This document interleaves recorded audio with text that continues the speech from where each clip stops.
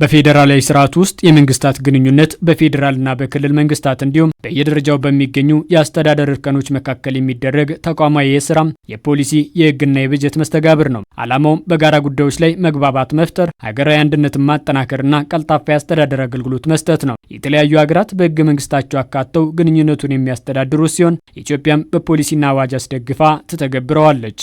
ከአሁን በፊት በፖሊሲ ደረጃ ነበረ ይህን ጉዳይ ምንመራ የነበረው።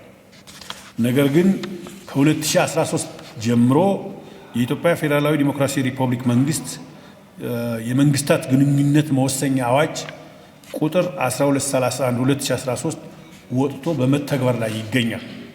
ይሄ በ2013 ዓ.ም በተለይም ደግሞ ከሀገራዊ ለውጥ በኋላ የመንግስታት ግንኙነት እንዴት መመራት መቻል እንዳለበት፣ በምን አይነት ተቋም መመራት እንዳለበት፣ እንዴት እነማን ተቋማት ይህን ጉዳይ መስራት መቻል እንዳለባቸው ተልእኮ ሰጥቶ እንቅስቃሴ ተጀምሯል።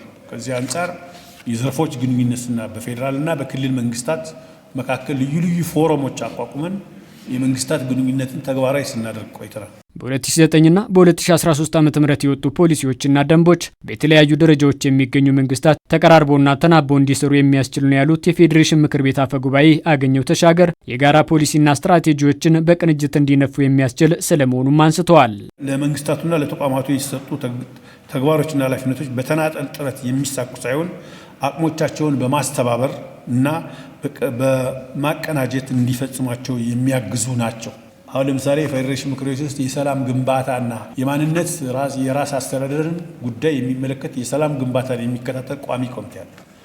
ይህን ስራ ደግሞ በሰላም ሚኒስቴር ደረጃ ይሰራል። በክልሎች መካከል የሚኖሩ የወሰን የድንበር ግንኙነቶች አሉ። እነዚህን እንዴት ነው የምንመራው? ስለዚህ እነዚህ ነገሮች በደንብ መመራት መቻል ስላለባቸው ከዚህ አንጻር እስካሁን ባለን ኤክስፒሪየንስ ጥሩ ግንኙነቶች እየተደረጉ ያሉበት ሁኔታ እንዳለ ማየት ይቻላል።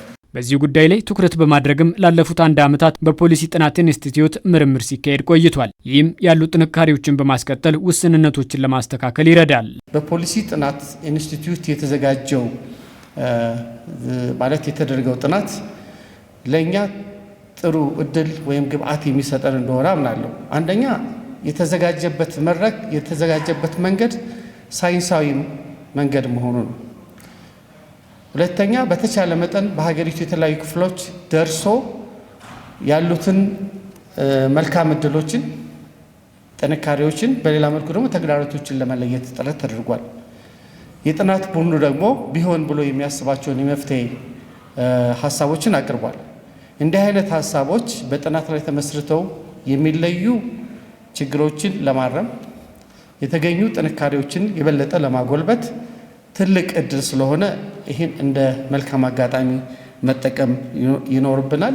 ጥናቱ የተለያዩ የሀገሪቱ ክፍሎችን በመድረስ የተሰራ በመሆኑ የመንግስታት ግንኙነት ጤናማ እንዲሆን የሚያስችሉ ውጤቶች ስለመገኘታቸው የፖሊሲ ጥናት ኢንስቲትዩት ዳይሬክተር ፍቃዱ ጸጋ ያነሳሉ። የመንግስታት ግንኙነት ማዕቀፉን ለማጠናከር የሚያስችሉ ተግባራዊ ምክር ሀሳቦችን ያቀርባል። የምርምር ቡድኑ ለ1 ዓመት ያህል በፌዴራልና በተመረጡ ክልሎች ሰፊ የመስክ ስራ በማካሄድ የተለያዩ የባለድርሻ አካላትን፣ የፖሊሲ አውጪዎችን እና ባለሙያዎችና አስፈጻሚዎችን አሳትፏል።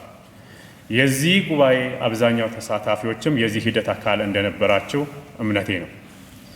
የጥናቱ የመጀመሪያ ግኝቶችም ከዚህ ቀደም ከዋና ዋና ባለድርሻ አካላት ኃላፊዎች እና ባለሙያዎች ጋር 3 ጊዜ ያህል ውይይት ተደርጎባቸው ዳብረዋል።